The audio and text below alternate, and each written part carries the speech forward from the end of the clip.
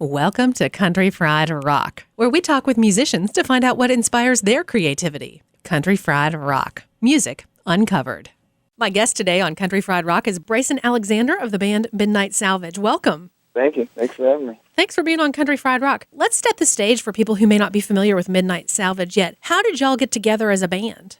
It's been a different ride. Brian Keel, our lead guitar player, been friends for a while. And in college, before I left for Christmas vacation to go see my family, I stuck a bunch of stuff on his door and just left kind of in a hurry. When I got back, he actually had music to it. And I thought it would kick off from there, but then we both kind of went different ways for a while. But then we kind of got back together. He started teaching me how to play guitar. Finally, we said let's see if we can get a band, see what we can do. So we talked to his friend, which now is his brother-in-law, ended up going from guitar to bass, and then we found a drummer on Craigslist. That's awesome. And so then we started that, and it was more just a thing of, let's play a gig. Okay, let's play 2 gigs. Let's play this. Let's try and make an album in the garage. And essentially, we did, the brother-in-law just got too busy. He's our new drummer. He's been with us for about a year or so. We knew him from other bands, and when our other drummer left, we were starting the process of finding a drummer, and we were actually shocked. He called us and said, "Hey, you guys looking for a drummer? I'd be interested." And we found out it was him. We were excited. We were like, okay. More and more bands are finding bandmates through Craigslist. Yeah, it's kind of like the Match.com for bands. Poetry then?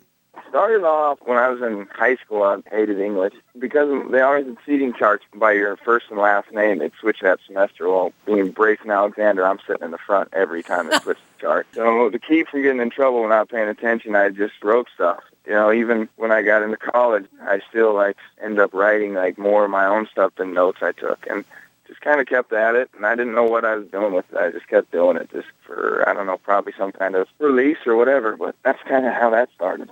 Were you into music as a fan? Yeah, I loved music a lot when I was younger. I didn't play anything. We had this piano in the basement, and to this day I still regret not doing more than anything than banging on it really hard, pretending I was Jerry Lee Lewis for 5 seconds. I used to listen to a lot of our radio stations. I didn't sleep a lot, and my mom actually bought me a little stereo, and I remember I'd stay up nights listening to that. I used to play all the new stuff later in the night, and I took it was my chance to try and predict which song would become popular. What were you successful with? I can't remember back then. But it was pretty good, I think, from the get-go. It was entertaining, to say the least. What kind of stuff did you like to listen to at that point? You know, when I was younger, there's kind of 3 camps of music that I had dealt with. My dad was a big country fan. When I was with him and fishing and stuff like that, it was, Johnny Cash, Waylon Jennings, John Conley. I think we played the John Conley tape till it burned out. And my mom was kind of the rule of the roost as far as the music played in the house. So it's always had to be something a little more prettier. Simon, Garfunkel, Elton John. And then my brothers, I have 3 older brothers, they were the next big influence for me, because they were old enough to start buying albums. But they actually had me into anything from a lot of rap, Marvin Gaye, to anything. As you all came together with the early stages of Midnight Salvage, how did you and Brian in particular continue that relationship of the writing and the developing the song itself? Well, early on, I'd have to steal riffs from Brian and try and match. For some reason, I'm pretty lucky in that when I get some music, I write a bunch of stuff. If he gives me something I really like, in my head there's 3 or 4 things that I've written down that match that. Now, it always takes a little massaging. So early on, he would give me something, and I would, try and copy it. And then I really needed to be able to play it musically, which early on was very tough. Because I wasn't the greatest guitar player there was. Still not, but that's all right. And then I found out quickly that I had to get better musically. At least I didn't have to play anything great, but I had to be able to get through chords and find chords I liked and stuff like that. So then I've gotten down the road where I can put stuff together somewhat musically. And then Brian is always kind of my savior. And the other guys are really starting to get good at it too, where I'll get caught on something or I'll play something too repetitively. And he goes, "No, we got to go from here to here." There's a lot of give and take then in the process of developing a song at this point then. Yes. As you gathered and originally were forming kind of organically with, hey, let's play out, let's record, what routes did that take you all through? Were you hitting the road or were you just trying to play locally? We played a lot of local shows, within about an hour radius of Tacoma, Seattle. We've always been a band that wants to sound good, so I think sometimes that takes preference over us trying to just go play 1,000 gigs early on, we were just trying to play locally and say, okay, how does this sound? Later on, we added Aubrey Shelton on the keyboards, who's just awesome to have. But as we started getting different players and essentially better players, we all were playing too much, like on top of each other. So as we played more, it was like, okay, who's going to back out here? That kind of became the process of trying to just make it a little smoother and not everyone just banging away at the same time. And so did that become real apparent for you in playing live, or was it when you finally got around to recording? I think the biggest ones when we got around recording, but live it was live were the littler lessons where you'd learn like, okay, we are doing it too much. But I think when we recorded, especially when we finally got to recording the album the right way and we got in with Conrad Uno, that's when like we'd play and record stuff, and then when we got to mixing, we'd come in and he had pulled certain stuff out. We'd go, oh wow, that's probably how we should have been playing that, where not everybody's jamming away, like let the piano go. Hey y'all, it's Sloane Spencer. Thanks so much for finding all these new old episodes of Country Fried Rock. I've got something completely different available these days called Sleep with Rock Stars. And it all started from a listener comment back in the very early days of Country Fried Rock who said, I slow these down to 75% and fall asleep to them. And I was like, well, over the years I started thinking about it, and I recently started Sleep with Rock Stars. It's the Gen X sleep podcast, and you can find it at sleepwithrockstars.com or your favorite podcast app. Hey, this is Brason Alexander with Midnight Salvage Company, and you're listening to Country Fried Rock. So how did you end up deciding to work with him? When we started our album, we actually started with all the original members trying to do the album. We had recorded an EP, like just a demo to give to people to get in the doorway. It was what it was. It's nothing we're all playing nowadays. So we said, okay, let's make a full-length album. And we thought we could do it ourselves because we said, well, the EP is not our favorite thing in the world, but we got there. So we started this process with all the original band members. We brought down a sound guy. We did a bunch of things, and we just could not try to record individual parts and even the drums and things. It just wasn't going well, and it kind of came like when we play out live, it became like the running question to dodge from people because they'd be like, "Hey, when's that album coming?" And they'd be like, "Yeah, soon." And it literally about a year went by of when we first started recording and trying to do it ourselves. And then when Mike Haley joined the band and Dustin was now in the band for a couple months, we just really said we got to do this the right way and get somebody in front of us who takes care of it, and we can just worry about playing and not trying to do all that. So we contacted Conrad, and we just kind of heard from other bands that he was a good guy to work through, and that's where then we said, okay, let's go to him. It really sped up the process. As you went in initially to work with Conrad, you had songs that had been fleshed out to a point. What else helped with having him there to kind of guide that process?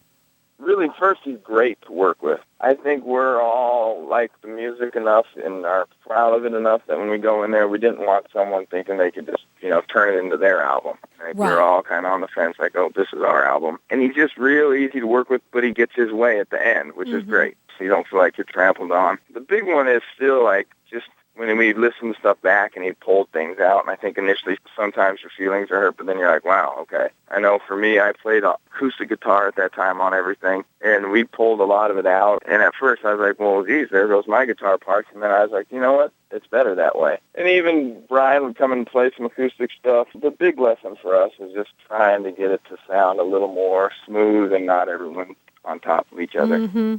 How did that then translate as you had the record and took it out to play after the fact?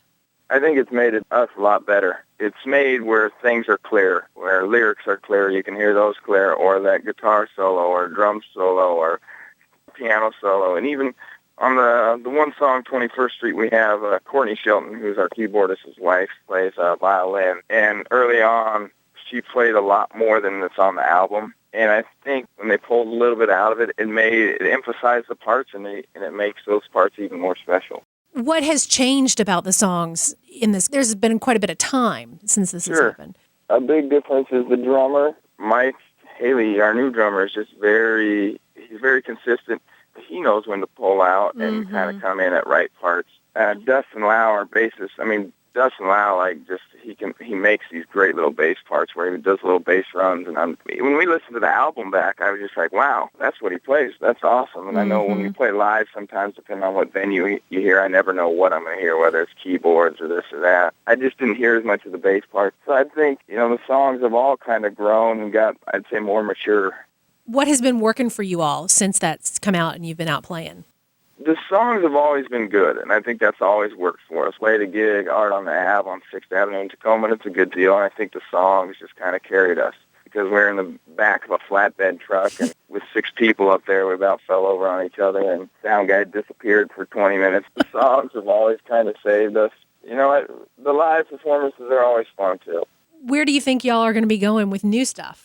I think for us, the music's going to get more full. I've stopped playing acoustic guitar lately. It doesn't mean I won't try and play some later, but I'm starting to play electric. So it allows, I think it gives Brian more chances to play other stuff because I can fill in kind of that rhythm guitar on the electric.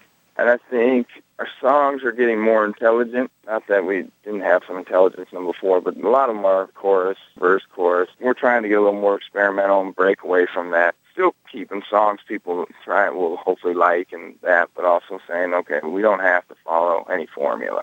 This is Brason Alexander with Midnight Salvage Company. You can find us at www.midnightsalvagecode.com. Do you have like a time frame on making something else happen?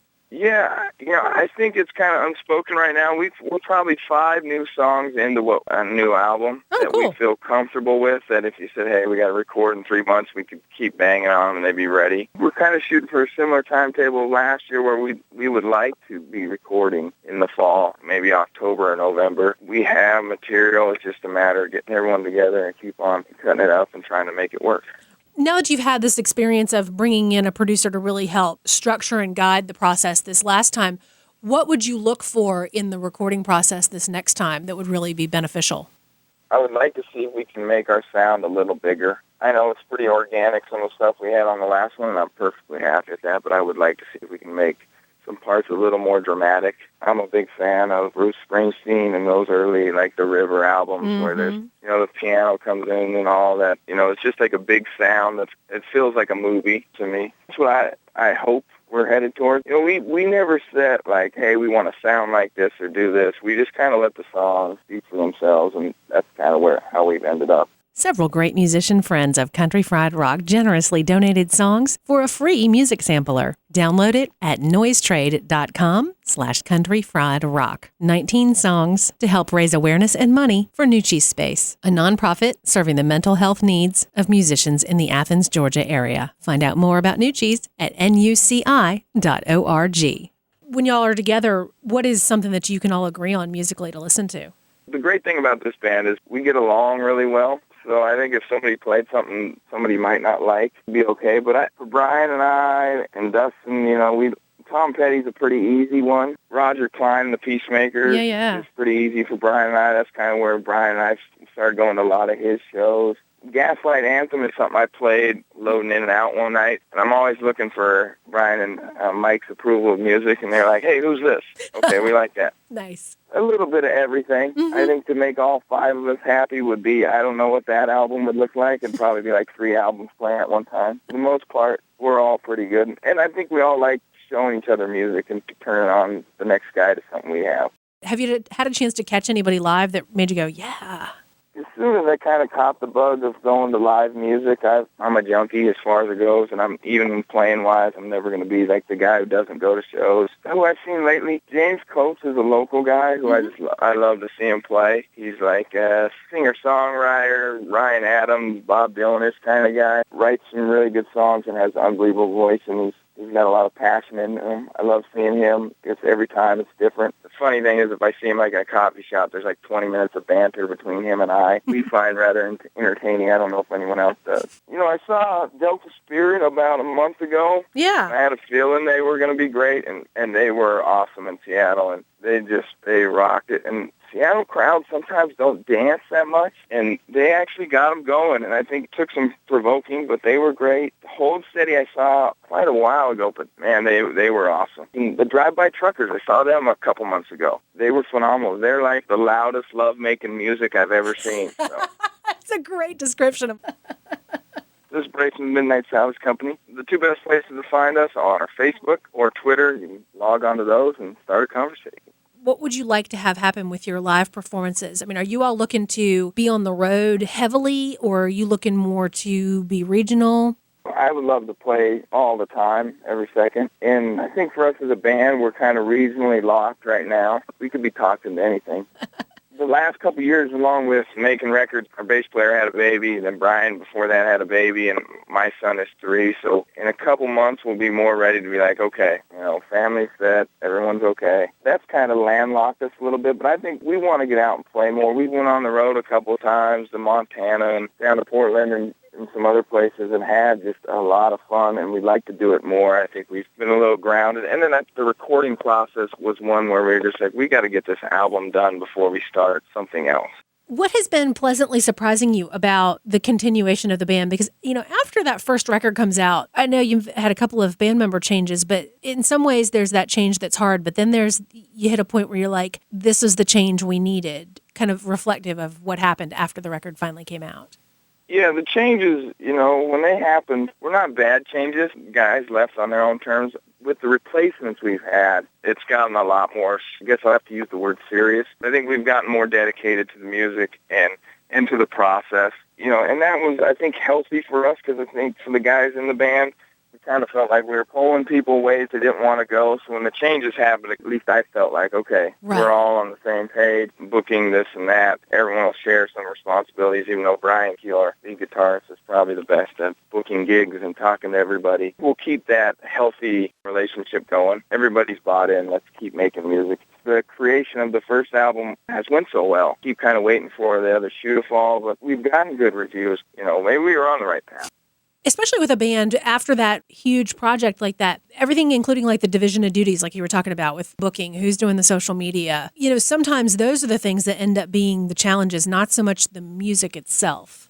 Yeah, most definitely. I think it's a big shocker, anyone who gets in I didn't play in 10 bands. I think for Mike and Dustin, they've played in a bunch of bands, and maybe the reason I didn't know, I thought it was you just went to places and played music, and then I found out this whole other side of, no, you got to book, and you got to call and talk to these 12 people and get this guy to answer his phone. So that whole division of labor has really been shocking to me. I don't want to lie, it sometimes is very irritating to me. It's part of the beast. It's really a battle. It's to me, it's like a bad poker game. Everyone's kind of half lying and half telling the truth. They got some chips on the table and you can't see cards. Venues will tell you it's a funky poker game. I think we've finally gotten kind of a rhythm where, we're going to be a little more selective with shows. Early on, we were just trying to play a ton. We played some pairings that would turn your head around. One time, I remember early on, we played a gig. We showed up, and we already knew the bill was some really hardcore stuff. We don't need to be paired up that way, but it was some death metal band with this and that. And they were like, okay, you guys will go on third out of 4 bands. We're like, fine, that's fine by us. And then they're like, oh, the death metal band didn't show up. You're going on second. Mm-hmm. And then they were like, oh, the other band didn't show up. How long can you play? The booking thing is always interesting. Now that we've played a lot around here, we got a good group of people we know and guys that we trust to play with. When we did our record release, we did it here in Tacoma at a place called Jazz Bones. It's a pretty big venue, and we kind of selected. We played with a band called China Davis, and then James Coates played with us as well. And it was just a good mix for us. I think it was easy on the crowd, too. I'm finding that a lot of bands are really moving towards that kind of having a circle of maybe 6 bands that they rotate with to do co-bills, usually 3 bands on the bill. I know I've seen a few shows where some bigger guys, kind of big regional guys, where they used to sell some tickets for the house, but it hasn't got that big around here. The hurdle for Seattle, Tacoma, it's got pretty good regulations. For a long time, you couldn't drink on stage, and it's not like we're trying to have a drinking battle on stage, but, a beer or two is not going to kill anyone, and there are those kind of regulations and restrictions around here. They've lightened up a little bit. And it's funny because it's such a free-for-all in most places. The likelihood of even getting paid in a lot of towns is slim. Oh, yeah. Being in the Pacific Northwest, what sort of support is there for the music community? Obviously, it's good. I mean, this is a music place, and even when I was kind of relocating in my life, I was like, I know there's music there. It's always interesting to me, we're kind of all lived down by Tacoma. There's a great metal scene and some other stuff like that. But there's a lot of good venues here that have popped up, and recently there's been kind of a lot of bands out of this Tacoma area. There's a little a radio station that started off as a podcast called the Northwest Convergence Zone that's kind of grown with the bands the last couple of years. Cool. And that's been a cool thing. But, and Seattle's a great live music place. Sure. Yeah, it has all its different areas from, you get up in Ballard and it can get pretty Americana, and then you get up on Capitol Hill and there's, a little more experimental, but it's a great music community. It is Brason with Midnight Salvage Company. You can pick up our album on iTunes and CD Baby, and the album is What You Hope For. Early on when we were playing, I do think we found some frustration. It was real popular in Seattle to have kind of like a country-ish band with like either pedal steel or, and we're not that band. Yeah, we're Americana sounding, but we were a little more loud and rocking than that. So I know early on it was like they'd pair us with those guys and they'd be playing something kind of sweet and kind of off country, and then we'd come in and just start making a lot of noise. I think those bands just kind of went a little different ways and diversified a little more, at least in kind of our genre. But what would you like to see happen in the short term before you get into this next recording? I want to get out on the road a little bit. I'd love to go back over. We played Missoula, Montana, and I'd love to go back that way. I'd like to play a few more shows that aren't in Tacoma, Seattle area. Initially, I'd like to do that. And then I'm kind of excited for the next album. But the first one took so long, I'm ready for the next one. Do you have a plan for working that next record that might be different than what you did for this first one? I think we'll stick to a similar plan, but I think it'll be even more refined and more ready to go. I think we kind of went into Conrad's place not knowing exactly how we'd record it, and we just kind of kept coming out of there kind of wiping our brow going, hey, that worked out. So I think we know what we're headed into a little better. I think we'll be better planned. I also think we are going to end up here when we get closer to recording. I think we'll end up being a little more detail-oriented. There's a song on the album called Nobody Told You that we really like, and when we recorded it, Conrad was really cool about it, and it seemed like he enjoyed it. But we're all kind of, maybe we rushed it just a hair. We love a second chance. We like how it is. We love the record, but I don't think we'll do that with the next batch of songs where hopefully I think that feeling will not be there. I would love to say everything I've ever wrote down I liked, but a lot of times with me, some of the stuff I just absolutely write down I actually dislike will be something I come back to. And the thing I liked early on becomes the thing I don't even want to hear. So I think that's inevitable. We have some songs that we put on the EP that we're all kind of looking at going, well, maybe we should dust that off. Maybe there's something really good there that we just need to pay a little more attention to. Are there any sounds you would want to bring in that you have not used yet? Aubrey Shelton, who's our piano player, his whole family, there's 5 brothers and one sister. They all play instruments. Oh. From the trombone to the flute. 2 of his brothers play the saxophone, and I've always kind of been a fan of the saxophone. I think it's back to the Bruce Springsteen, Clarence Clemens days. I would love to see that. We also would love to get Courtney to play another song, figure out where that fits in. Those are the kind of the 2 big ones. I would say that's what I'm hoping for. We want a fuller sound with, it sounds ironic to say with less playing. I think will be where we end up. I watched the Bruce Springsteen documentary on the river where he says they kept turning everything up and turning it up. Finally, they just realized everyone needs to, not be playing to get the sound he wanted. I don't think it'll sound anything like a Bruce Springsteen record now I say it, but, that's the idea. Well, that's kind of an exciting time to be looking towards that and really having a better concept of how you want to make it work this time around. Yeah, I think we're all excited to get the new stuff out. We love and I dare call it old stuff because literally released it, a couple months ago. Right. Our band is pretty musically driven. We love playing out live, but I would say if you put what's more important in front of the band, the music is always going to be it for us. The next creation of music is the more important thing, even though it's probably, playing live and having a great time is a close second. I really appreciate your time. Thanks so much. Thanks so much. Take it easy. Have a great day. Bye-bye. Bye. Country Fried Rock. Find the full playlist from this episode on countryfriedrock.org. Check us out on iTunes. No music, just talk. Our theme music is from The Full Tones. Our Country Fried Rock stinger is from Steve Soto and the Twisted Hearts. Country Fried Rock. Copyright 2012 by Lilypad Productions. All rights reserved. Ever he been helping us some country fried rock?